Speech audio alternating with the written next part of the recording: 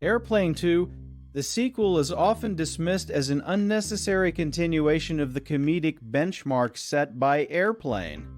However, a closer examination reveals a film that not only matches but in many ways surpasses its predecessor in its metatextual critique of Hollywood sequel culture. Directed by Ken Finkelman, who took over from the Zucker-Abrahams-Zucker team, the film employs a layered structure that deconstructs the very notion of a sequel. It opens with a parody of the Star Wars scroll, immediately signaling its intent to comment on the franchise system. This framing device is not mere mimicry, but a self-aware acknowledgement that sequels are often formulaic retreads. By exaggerating this expectation, Airplane 2 turns conventional criticism into comedic gold, making it a prescient artifact of early 80s media cynicism. The film's narrative strategy involves a direct confrontation with its own status as a sequel. The protagonist, Ted Stryker, now a veteran of the first film's trauma, is depicted as a broken man unable to fade into obscurity. This character arc mirrors the audience's own exhaustion with sequel fatigue. The film literalizes this by having Stryker involuntarily committed to a mental hospital only to be summoned back for another disaster. This plot device is a brilliant metaphor for how sequels recycle characters, irrespective of logical continuity. Moreover, the film's setting on the first commercial space flight to the moon expands the parody to encompass the 2001: A Space Odyssey and Star Trek tropes, showcasing a willingness to absorb and mock the broader sci-fi genre. Such genre blending reinforces the film's central thesis, that sequels are inherently derivative and must embrace their absurdity to succeed. Crucially, Airplane 2 alters the comedic mechanism from purely visual gags to a denser verbal and referential humor. While the first film relied heavily on sight gags and puns, the sequel incorporates more surreal, dialogue-driven jokes that demand multiple viewings. For instance, the running gag about the jive language from the original is replaced with more intricate wordplay, such as the white zone is for loading announcements spiraling into a meta-commentary about passenger expectations. This evolution reflects a maturation of the parody genre, shifting from simple spoofs to complex satires of narrative conventions. Furthermore, the inclusion of new characters like the robot ROK serves as a critique of special effects-driven blockbusters. The robot's malfunctioning and bathos-laden interactions underscore the emptiness of spectacle without substance, a prophetic observation in the age of CGI. The film's treatment of its female characters, particularly Elaine, offers a fascinating lens into gender dynamics in parody. Unlike the original, where Elaine was a somewhat passive love interest, here she is an active pilot and authority figure, yet she is still subjected to absurd situations and objectifying jokes. This duality highlights the tension in early 80s comedy between progressive ideals and regressive humor. The film does not entirely deconstruct this, but rather presents it as part of the chaotic fabric of its world. The pregnancy subplot, where Stryker believes he is the father, only to learn it could be multiple men, satirizes soap opera tropes and the trivialization of paternity in comedies. Such narrative choices reveal how gender roles are weaponized for laughs, but they also reflect the period's shifting social norms, making the film a time capsule of its era's comedic sensibilities.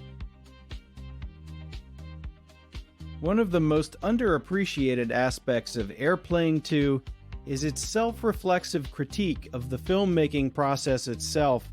The scene where the courtroom turns into a cross-examination of Ted's mental state becomes a trial of the film's own logic. Characters break the fourth wall to comment on plot holes, while the judge's persistent irrelevancy mirrors the arbitrariness of sequels.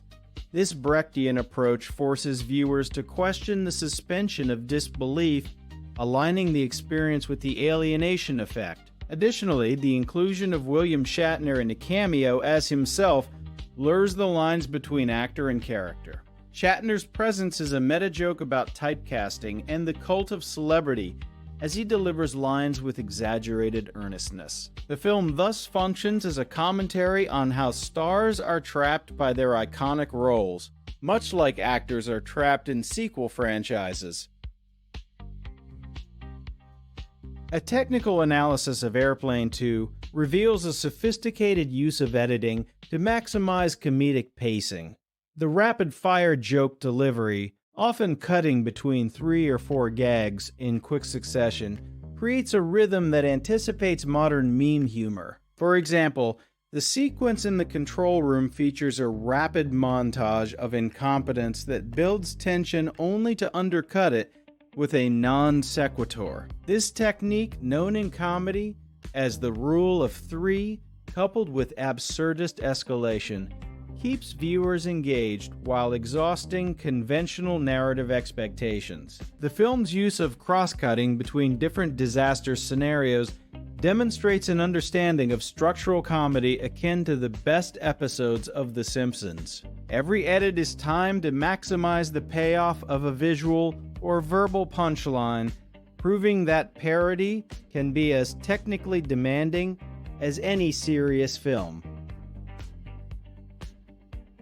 The legacy of Airplane 2 is often overshadowed by its predecessor, but it predicted the trajectory of parody films in the 1980s and beyond. It directly influenced later spoofs like the Naked Gun series, which adopted a similar meta approach. However, Airplane 2's explicit engagement with sequel tropes was ahead of its time. It would be decades before films like 22 Jump Street would overtly address sequel cliches.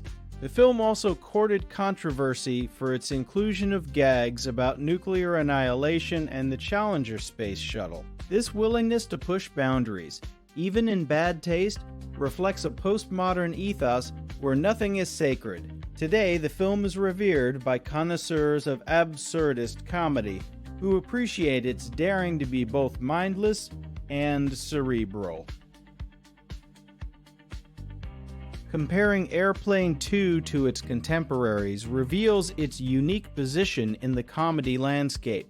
While Ghostbusters blended special effects with humor, Airplane 2 mocked effects with its intentionally shoddy spaceship models. The film's budget limitations became assets, as the low-rent look enhanced the parody of high-budget sci-fi.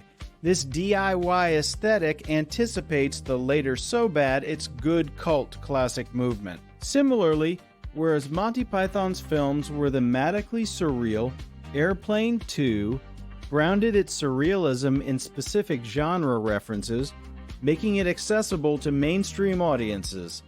This hybrid approach allowed it to critique the industry from within, using the very conventions it sought to undermine. The film thus serves as a blueprint for how to make a sequel that is both a product and a critique of the system. Airplane 2's role in the evolution of comedy theory cannot be overstated. It exemplifies what philosopher Henry Bergson described as mechanical inelasticity. The comic derives from rigid behavior in a fluid situation. Every character in the film is a caricature of a type: the hysterical captain, the bureaucratic judge, the incompetent robot. Their inability to adapt to absurd circumstances generates the film's central humor. Moreover, the film aligns with Sigmund Freud's theory of catharsis through laughter, as it allows audiences to release tension about real-world anxieties through comedic disruption. The space shuttle disaster is a clear conduit for Cold War fears, transformed into farce. This therapeutic function, combined with its self-awareness, elevates Airplane 2 from mere gag reel to a significant cultural document of its time. In conclusion, Airplane 2, the sequel, is a misunderstood masterpiece of postmodern cinema. Its dense referentiality, structural innovation, and meta-commentary on sequels offer a richer experience than initial viewings suggest. The film's willingness to poke fun at its own existence, its actors, and its budget constraints reveals a deep understanding of Hollywood's cyclical nature. While it may lack the novelty of the original, it compensates with a layered approach that rewards scholarly analysis. As sequels continue to dominate box offices, Airplane 2's lessons remain relevant. That parody can be a form of criticism, and that laughter is often the best response to cultural repetition. This film is not just a silly comedy. It is a sophisticated argument against the very concept of more of the same.